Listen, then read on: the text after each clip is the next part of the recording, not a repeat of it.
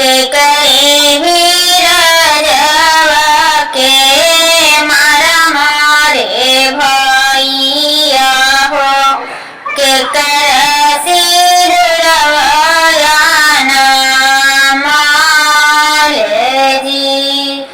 के करे ही राजवा के मारा मारे भैया हो के कर सिरवया नाम मारे जी ओसिया से भीगल बहिना घोड़ का पाना हिया हो खुनवा से भीगल तलवार हो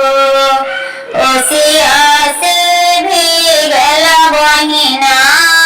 घोड़ का पाना हिया हो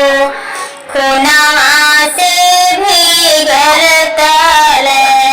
तलवार हो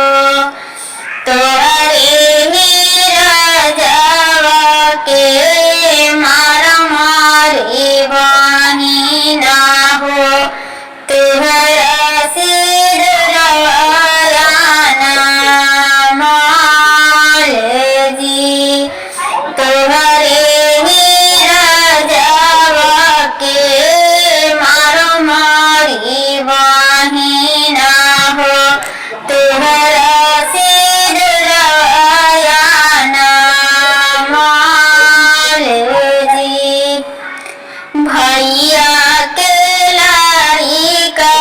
खेलायो मारी बहिना हो घरवा जली हो तो बनाई जी भैया के लाड़ी का खेलायो मारी बहिना हो घरवा जली हो तो बनाई जी